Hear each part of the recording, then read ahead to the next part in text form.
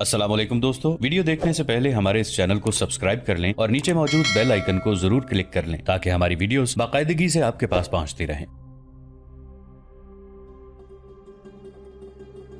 مذہبی پیشوا کہتے تھے کہ یزدگرد کی واپسی نہایت اچھا شگون ہے اور یہ مسلمانوں کی موت کی نشانی ہے۔ حالات ایسی صورت اختیار کر رہے تھے جو مجاہدین کے لشکر کے لیے بے حد خطرناک تھے۔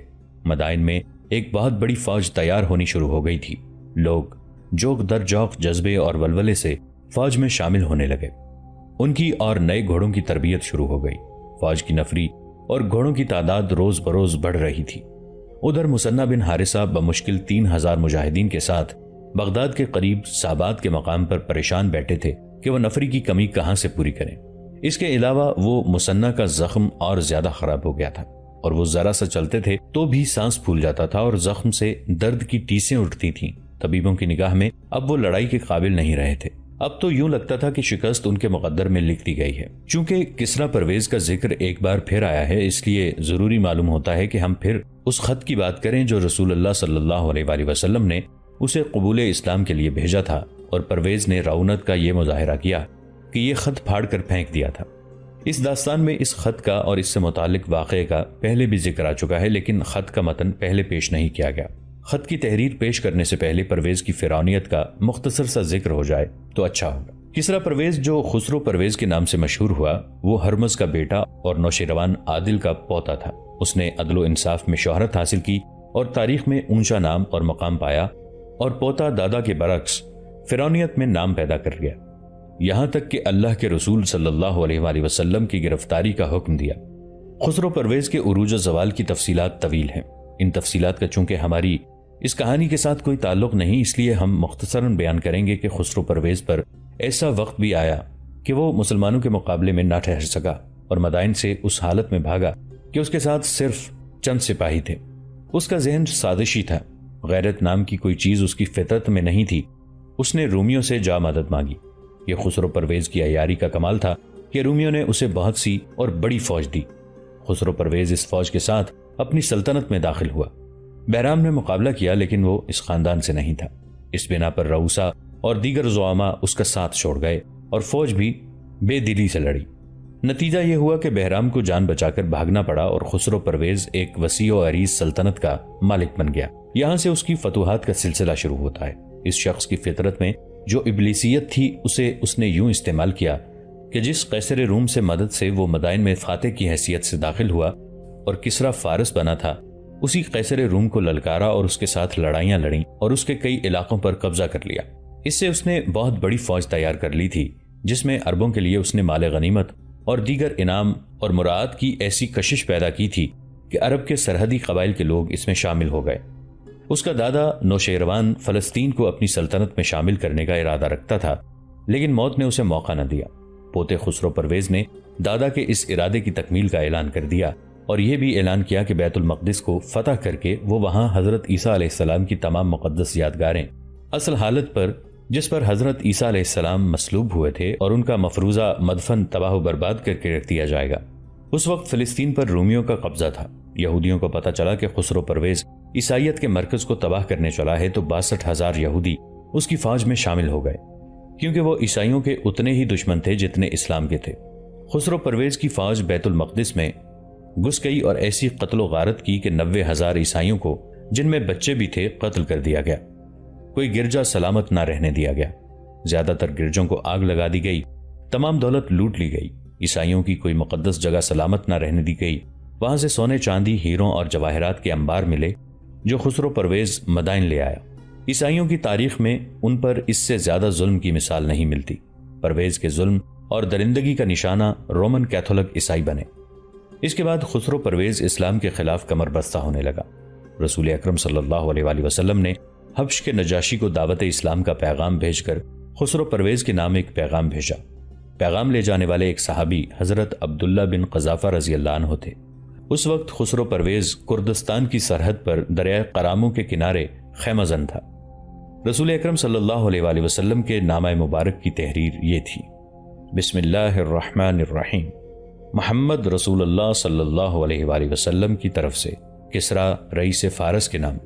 اس شخص پر سلام ہے جو ہدایت کی پیروی کرے اور اللہ اور اس کے رسول صلی اللہ علیہ وآلہ وسلم پر ایمان لائے اور گواہی دے کہ اللہ کے سوا اور کوئی معبود نہیں، اور یہ گواہی بھی دے کہ میں تمام دنیا کے انسانوں کی طرف اللہ کا رسول بنا کر بھیجا گیا ہوں تاکہ ہر زندہ انسان کو اللہ کا خوف دلاؤں۔ لہٰذا تم اگر اسلام قبول کر لو گے تو سلامت رہو گے، اور اگر تم نے انکار کیا تو مجوسیوں کا وبال جان تمہاری گردن پر ہوگا۔ خسرو پرویز فرعونوں سے کم نہ تھا۔ وہ اپنے آپ کو سورج کا بیٹا ہی نہیں، دنیا کا دوسرا خدا سمجھتا تھا۔ اسے رسول اللہ صلی اللہ علیہ وآلہ وسلم کا پیغام پڑھ کر سنایا گیا تو اس کے چہرے پر فرعونیت کے قہر و غضب کے تاثر کے ساتھ حیرت و استعجاب کا تاثر بھی شامل تھا کہ یہ کون ہے جس نے اتنی بے باکی اور صاف گوئی سے اسے خط لکھا ہے۔ وہ حیران تھا کہ کوئی انسان ایسا جرأت مند اور سرکش بھی نہیں ہو سکتا جس نے اس کے نام سے پہلے اپنا نام لکھا ہے۔ خسرو پرویز تو طرابلس سے لے کر پنجاب تک کا شہنشاہ اور خداوند عالم کہلاتا تھا۔ غصے سے اس کے ہونٹ کانپنے لگے کہ عرب کے ایک بوریا نشین نے اسے محض رئیس فارس لکھا ہے۔ وہ تو کہا کرتا تھا کہ قیصر روم اور خاقان چین مل کر بھی اس کی آنکھ سے آنکھ ملانے کی جرأت نہیں کر سکتے۔ ایشیا اور یورپ کی بادشاہیاں اکٹھی ہو جائیں تو بھی اس کے سامنے زبان نہیں کھول سکتی۔ اس نے رسول اللہ صلی اللہ علیہ وآلہ وسلم کے پیغمبر عبداللہ بن قذافہ رضی اللہ عنہ کی طرف قہر بری نظروں سے دیکھا۔ درباری یہی توقع رکھتے ہوں گے کہ اس پیغمبر کے قتل کا حکم ملا کہ ملا۔ انہیں یہ توقع بھی ہوئی کہ اس عرب کو ذلیل و خوار کر کے اور اذیتیں دے دے کر مارا جائے گا، لیکن خسرو پرویز نے رسول کریم صلی اللہ علیہ وآلہ وسلم کے خط کے پہلے 2 ٹکڑے کیے، پھر 4، پھر 8، پھر وہ اس خط کو پھاڑتا ہی چلا گیا۔ آخر اس نے یہ تمام ٹکڑے اپنی ہتھیلی پر رکھے اور زور سے پھونک مار کر خط کے ٹکڑوں کو اڑا دیا۔ ٹکڑے دربار میں بکھر گئے۔ درباری یہ دیکھ کر حیران رہ گئے کہ اس فرعون نے جو انسانوں کی شہرگیں کٹوا کر اور ان سے خون کے فوارے پھوٹتے دیکھ کر لطف اندوز ہوتا تھا، عبداللہ بن قذافہ رضی اللہ عنہ کو جانے کی اجازت دے دی۔ عبداللہ رضی اللہ عنہ سینکڑوں میل کی مسافت طے کر کے مدینہ منورہ پہنچے اور رسول کریم صلی اللہ علیہ وآلہ وسلم کو بتایا کہ زرتشت کی عبادت کرنے والے خسرو پرویز نے حضور صلی اللہ علیہ وآلہ وسلم کے پیغام حق کے ساتھ کیا سلوک کیا ہے۔ یہ پہلے بیان ہو چکا ہے کہ رسول اللہ صلی اللہ علیہ وآلہ وسلم نے فرمایا کہ فارس کی سلطنت اسی طرح ٹکڑے ٹکڑے ہو کر بکھر جائے گی۔ عبداللہ بن قذافہ رضی اللہ عنہ کو خسرو پرویز نے زندہ واپس جانے کی اجازت دے کر سب کو حیران کر دیا تھا، لیکن اس نے عبداللہ بن قذافہ رضی اللہ عنہ کے رخصت ہونے کے بعد ایک حکم دے کر سب کی حیرت رفع کر دی۔ اس نے حکم یہ دیا کہ یمن کے گورنر تک میرا حکم تیز رفتار قاصد کو بھیج کر پہنچا دیا جائے کہ مدینہ کے محمد صلی اللہ علیہ وآلہ وسلم کو گرفتار کر کے میرے دربار میں پیش کریں کہ میرے اس غلام نے اتنی بڑی جسارت کی ہے، میں اسے عبرتناک سزا دوں گا۔ یمن کا گورنر ایک فارسی بازان تھا۔ اس تک قاصد حکم لے کر پہنچا تو بازان نے اپنا قاصد مدینہ رسول کریم صلی اللہ علیہ وآلہ وسلم کے پاس اس پیغام کے ساتھ بھیجا کہ حضور صلی اللہ علیہ وآلہ وسلم گرفتاری پیش کریں تاکہ خسرو پرویز کے حکم کے مطابق آپ صلی اللہ علیہ وآلہ وسلم کو مدائن بھیجا جائے۔ رسول اللہ صلی اللہ علیہ وآلہ وسلم یہ حکم سن کر مسکرائے اور قاصد سے فرمایا، امیر یمن بازان اور کسرا سے کہنا کہ اسلام مجھ سے پہلے مدائن پہنچ جائے گا۔ خسرو پرویز کی فرعونیت کی صرف ایک مثال کافی ہوگی۔ اس کے ایک بڑے ہی قابل اور تجربہ کار جرنیل کی بیوی عیسائی تھی۔ خود خسرو پرویز کی ایک بیوی جس کا نام شیریں تھا عیسائی تھی۔ شیریں کا حسن بے مثال تھا اور وہ اس قدر چالاک عورت تھی کہ خسرو پرویز جیسے فرعون اور درندے کو انگلیوں پر نچا لیتی تھی۔ خسرو پرویز نے بھرے دربار میں اپنے اس جرنیل کو حکم دیا کہ وہ اپنی بیوی کو چھوڑ دے کیونکہ وہ عیسائی ہے۔ ایک بیوی تو آپ کی بھی عیسائی ہے، جرنیل نے خسرو پرویز سے کہا۔ کیا شیریں عیسائی نہیں؟ آپ اسے کیوں نہیں چھوڑ دیتے؟ یہیں اور اسی وقت اس کی کھال اتار لی جائے، خسرو پرویز نے حکم دیا۔ جرنیل کو جکڑ کر دربار میں ہی اس کے کپڑے پھاڑ دیے گئے اور دربار میں زندہ کی کھال اتار کر ہلاک کر دیا گیا۔ یہاں خسرو پرویز کی شہنشاہیت، طاقت اور سطوت کی ایک جھلک دکھانا ضروری معلوم ہوتا ہے۔ وہ اپنے آپ کو دنیا کا دوسرا خدا نہ کہتا تو کیوں نہ کہتا؟ فارس کا پایا تخت تو مدائن تک ہی تھا، لیکن مدائن سے 60 میل دور شمال کی طرف خسرو پرویز نے اپنی رہائش کے لیے ایک محل تعمیر کروایا تھا۔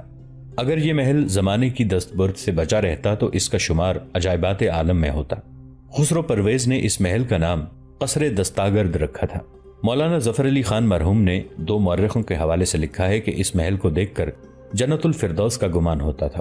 اس کے چاروں طرف دور دور تک لہلہاتے سبززار اور مرغزار تھے جن میں چکور، مور، شتر مرغ اور ہرن چرتے چگتے تھے۔ یہ وسیع و عریض محل 40,000 ستونوں پر کھڑا تھا جس پر سونے کا پانی چڑھا ہوا تھا۔ محل کے اوپر 1000 برج تھے جو خالص سونے کے بنے ہوئے تھے۔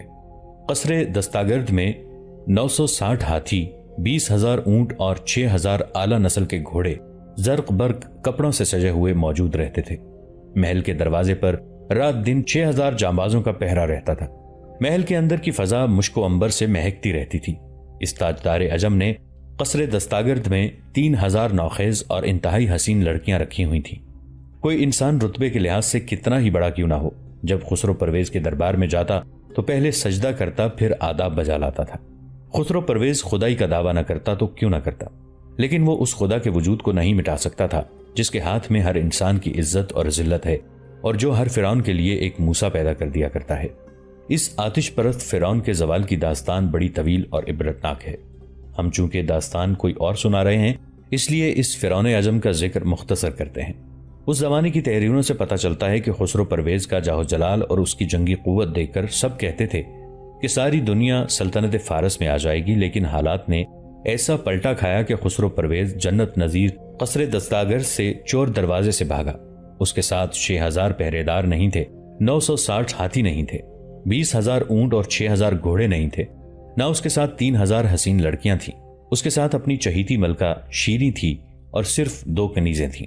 اس بے سر و سامانی کے عالم میں وہ قصر دستاگرد سے نکلا اور 60 میل چل کر مدائن پہنچا تو مخلوق خدا اس کے راستے میں سجدہ ریز ہو گئی۔ خسرو پرویز کی جان میں جان آئی۔ اس کے قصر دستاگرد میں قیصر روم ہرقل پہنچ گیا تھا۔ خسرو پرویز ایسا دل برداشتہ ہوا کہ فیصلہ کر لیا کہ تخت فارس سے دستبردار ہو کر اپنے محبوب بیٹے مردازویہ کو تخت پر بٹھائے گا، مگر اسے احساس تک نہ تھا کہ اس کی حسین ترین اور چہیتی ملکہ شیریں کا بھی ایک جوان بیٹا ہے۔ وہ یہ بھی بھول گیا کہ شیریں اس کی زوجیت سے دستبردار ہو جائے گی، تخت و تاج سے دستبردار نہیں ہوگی۔ خسرو پرویز کا فرعونی دماغ بہت کچھ بھول گیا تھا، اور یہ سوچ تو اس کے ذہن میں آئی ہی نہیں تھی کہ اس نے اللہ کے رسول صلی اللہ علیہ وآلہ وسلم کے پیغام حق کی توہین کی تھی۔ شیریں نے اپنے طلسماتی حسن اور عیاری اور زبان کے جادو سے جس طرح خسرو پرویز کو رام کر رکھا تھا، اسی طرح اس نے امرائے سلطنت کو اپنی مٹھی میں لینا شروع کر دیا۔ زر و جواہرات کی اور کم سن حسیناؤں کی اس کے پاس کمی نہیں تھی۔ اس کا اپنا حسن سحر انگیز تھا۔ امراء اور جرنیل مسحور ہو کر اس کے جال میں آتے گئے، اور وہ ان سب کو اپنے بیٹے کے حق میں اور اپنے خامند خسرو پرویز کے خلاف کرتی گئی۔ شیریں کے بیٹے کا نام شیرویہ تھا۔ اس کا یہی اعزاز کافی تھا کہ ملکہ شیریں کا بیٹا تھا۔ اس نے فوج کو اس طرح اپنے ساتھ ملا لیا کہ درپردہ فوج میں یہ خوشخبری پھیلا دی کہ شیرویہ تخت پر بیٹھے گا تو افسروں اور سپاہیوں کی تنخواہیں بڑھ جائیں گی، اور مال غنیمت میں سے حصہ ملا کرے گا، اور کئی اور مراد بھی دی جائیں گی۔ عیسائیوں تک یہ خوشخبری پہنچائی گئی کہ انہیں مذہبی آزادی ملے گی اور انہیں درجہ اول کی شہریت دی جائے گی۔ خسرو پرویز اس سازش سے بے خبر تھا۔ اسے شک تک نہ ہوا کہ شیریں اس کی آستین کا سانپ بن گئی ہے۔ خسرو پرویز نے ابھی تخت سے دستبردار ہونے کا اعلان نہیں کیا تھا۔ ایک روز شیرویہ نے باپ کو حکم دیا کہ وہ تخت سے دستبردار ہو جائے۔ خسرو پرویز نے حکم دیا کہ اس کے بیٹے شیرویہ کو قتل کر دیا جائے، لیکن اس کا حکم ایسا ہی تھا جیسے کسی نے ہوا میں تیر چلایا ہو۔ اس نے شیروں کو بلایا اور اسے بتایا کہ اس کا بیٹا پاگل ہو گیا ہے، اسے سنبھالے۔ یہ میرے بس میں نہیں تاجدار، شیریں نے عجب سے تبسم سے کہا۔ اسے فوج بھی نہیں مار سکتی۔ اس نے خسرو پرویز کے کان میں کہا، اس تخت پر میرا بیٹا بیٹھے گا، جرنیلوں کو حکم دے کر دیکھ لو، سب میرے بیٹے کے وفادار ہیں۔ خسرو پرویز غصے سے اٹھا اور جرنیلوں اور امراء کو طلب کر کے انہیں شیریں اور شیرویہ کے خلاف کئی ظالمانہ حکم دیے، لیکن امراء اور جرنیلوں کا رویہ بالکل سرد رہا۔ خسرو پرویز پر یہ ہیبت ناک انکشاف ہوا کہ معدود چند آدمی اس کے ساتھ ہیں جو ایک مورخ کے الفاظ میں آٹے میں نمک کے برابر تھے۔ اسے مشورہ دیا گیا کہ وہ مدائن سے نکل جائے۔ میں رومیوں سے صلح کر کے اپنے اس بیٹے کو سرکشی کی سزا دوں گا، خسرو پرویز نے کہا۔ شیریں کو فریب کاری کی سزا دوں گا۔ شیرویہ اور شیریں کے کانوں تک یہ الفاظ پہنچے تو شیرویہ محافظ دستے کے گھوڑ سواروں کو ساتھ لے کر اپنے باپ کے پاس گیا۔ باپ کو کچھ دیر پہلے اطلاع مل گئی تھی کہ اس کا بیٹا کس ارادے سے اس کے پاس آ رہا ہے۔ خسرو پرویز بھاگ نکلا، لیکن شہر سے نہ نکل سکا۔ ایک غریب سے آدمی کی جھونپڑی میں جا چھپا۔ رسول اکرم صلی اللہ علیہ وآلہ وسلم کو حکم دینے والا اور جنت الفردوس جیسے قصر دستاگرد میں رہنے والا اور اپنے آپ کو خدا کہنے والا ایک تنگ و تاریک اور غلیظ کوٹھڑی میں اس طرح چھپا کہ اس کے اوپر بدبودار چیتھڑے اور گھاس ڈال دی گئی۔ گھڑ سوار فوجیوں نے سارے شہر میں گھوم کر اعلان کیا کہ خسرو پرویز جس گھر سے برآمد ہوگا اس گھر کو آگ لگا دی جائے گی اور گھر کے بچے سے بوڑھے تک کو زندہ جلا دیا جائے گا۔ اس حکم کے بعد کس میں اتنی ہمت تھی کہ خسرو پرویز کو اپنے گھر میں چھپائے رکھتا؟ ایک غریب ایک گھڑ سوار کے پاس آیا اور منہ سے کچھ کہنے کی بجائے اپنی جھونپڑی کی طرف اشارہ کیا۔ سپاہی جھونپڑے میں گئے اور فارس کے فرعون کو چیتڑوں اور گھاس کے نیچے سے نکال کر باہر نکال لائے اور اسے محل میں لے جا کر شیرویہ کے سامنے جا کھڑا کیا۔ اسے زنجیروں میں باندھ کر میدان میں لے چلو، شیرویہ نے حکم دیا۔ اس کے تمام بیٹوں کو بھی وہاں پہ لاؤ۔ حکم کی تعمیل ہوئی۔ خسرو پرویز کو زنجیروں میں باندھ کر محل کے قریب ایک میدان میں لے گئے۔ اس کے بیٹوں کو ایک ایک کر کے میدان میں لایا جانے لگا۔ یہ سب شیرویہ کے بھائی تھے جو مختلف بیویوں میں سے تھے۔ ان کی تعداد شیرویہ کو ملا کر 19 تھی۔ جب تمام بیٹوں کو لا چکے تو شیرویہ نے انہیں گنا۔ تعداد 18 ہونی چاہیے تھی، لیکن ایک کم تھا۔ ایک کم ہے، شیرویہ نے کہا۔ ان میں یزدگرد نہیں ہے، اسے بھی لاؤ۔ بہت سے لوگوں نے محل کا کونا کونا دیکھ لیا۔ شہر میں اعلان کیا کہ یزدگرد اور اس کو پناہ دینے والے کے گھر کو آگ لگا کر گھر کے ہر فرد کو زندہ جلا دیا جائے گا، لیکن اس کا کہیں سراغ نہ ملا۔ کسی کو معلوم نہ تھا کہ خسرو پرویز کا ایک دوست ساران بھی غائب ہے۔ یزدگرد اپنی ماں کے ساتھ مدائن سے بہت دور پہنچ چکا تھا۔ ساران ان کے ساتھ تھا۔ انہوں نے قبل از وقت بھانپ لیا تھا کہ شیرویہ اپنے کسی بھائی کو زندہ نہیں چھوڑے گا۔ وہ خسرو پرویز کے غائب ہوتے ہی یزدگرد اور اس کی ماں کو غریب سے کسانوں کے بھیس میں شہر سے نکال کر لے گیا۔ ان سب کو ایک ایک کر کے قتل کر دو، شیرویہ نے حکم دیا۔ ان کے باپ کو ان کے سامنے لے جا کر قتل کرو۔ وہ کیا ہولناک منظر ہوگا۔ خسرو پرویز کے ایک بیٹے کو اس کے سامنے لے جاتے، تلوار کے ایک ہی وار سے اس کا سر تن سے جدا کر دیا جاتا۔ ان میں کم سن بچے بھی تھے، نوعمر اور نوجوان بھی تھے، اور ان میں وہ نوجوان مروازویہ بھی تھا جسے خسرو پرویز اپنی جگہ تخت نشین کرنا چاہتا تھا۔ اسے وہ اپنا سب سے پیارا بیٹا سمجھتا تھا۔ بھائیوں میں سب سے بڑا شیرویہ تھا۔ ان کی مائیں کھڑی چیخ چلا رہی تھیں۔ ان میں سے جس کے بیٹے کو آگے لے جاتے اس کی ماں بین کرتی آگے کو دوڑ پڑتی۔ فوجی اسے دھکے دیتے اور گھسیٹتے دور جا پھینکتے۔ شیریں محل کے اندر کھڑی یہ ساری کارروائی دیکھ رہی تھی۔ وہ واحد ماں تھی جس کے چہرے پر سکون اور اطمینان تھا۔ شیرویہ نے اپنے 17 بھائیوں کو قتل کرا دیا اور اپنے باپ کے متعلق حکم دیا کہ اسے قید خانے میں سب سے زیادہ تنگ و تاریک اور گندی کوٹھڑی میں بند کر دیا جائے۔ خسرو پرویز نے اپنے بیٹے سے استدعا کی کہ اسے آزاد کر دیا جائے تو وہ سلطنت سے نکل جائے گا، لیکن بیٹے کے دل میں رحم پیدا نہ ہو سکا۔ وہ اپنے تخت پر منڈلانے والے تمام خطرے ختم کر رہا تھا۔ میں تمہیں قید خانے میں زیادہ دن نہیں رہنے دوں گا، شیرویہ نے باپ سے کہا۔ جلدی رہا کر دوں گا۔ خسرو پرویز کو قید خانے میں ایک تاریک کوٹھڑی میں بند کر دیا گیا۔ اس کے ساتھ ہی شیرویہ نے ایک آدمی کو بلایا۔ تاریخ میں اس آدمی کا نام نہیں لکھا۔ شیرویہ نے اسے حکم دیا کہ قید کے 5ویں دن وہ قید خانے میں جا کر خسرو پرویز کو قتل کر دے۔ اب شیرویہ سلطنت فارس کا شہنشاہ تھا۔ قید میں خسرو پرویز کی 5ویں شام تھی۔ وہ تاریک کوٹھڑی میں نیم فاقہ کشی کی حالت میں پڑا تھا۔ کوٹھڑی کا دروازہ کھلا۔ خسرو پرویز نے پوچھا، کون ہو؟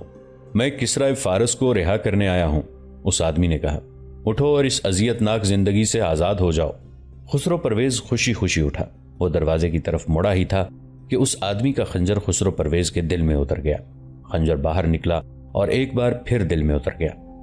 خسرو پرویز اذیت ناک زندگی سے آزاد ہو گیا۔ اس کے بیٹے نے اپنا وعدہ پورا کر دیا تھا۔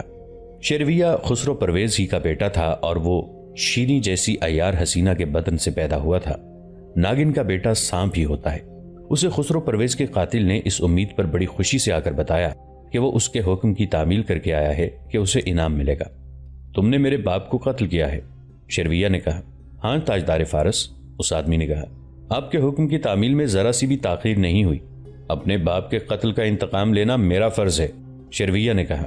میں تمہیں زندہ نہیں چھوڑ سکتا، اور شیرویہ نے تلوار نکال کر اس آدمی کو قتل کر دیا۔ متعدد مورخوں نے لکھا ہے کہ خسرو پرویز کے دادا نوشیروان عادل نے خواب میں دیکھا تھا کہ اس کے محل کے 14 کنگرے گر پڑے ہیں۔ یہ خواب یوں سچ ثابت ہوا کہ شیرویہ کے بعد صرف 9 سال کے عرصے میں مدائن کے تخت پر 12 تاجدار بیٹھے اور قتل ہوئے۔ یزدگرد 14واں بادشاہ تھا جسے اب ساران جا کر لے آیا تھا، اور پران دخت اور رستم نے اس کی رسم تاج پوشی بھی ادا کر دی تھی۔ مثنہ بن حارثہ اپنے لشکر کو سابات سے تکریت لے گئے تھے۔ انہیں ان جاسوسوں سے جنہیں پناہ گزینوں کے بحروپ میں مدائن بھیجا تھا ایسی اطلاعیں ملی جو ان کی توقعات کے خلاف تھیں اور بے حد تشویشناک بھی۔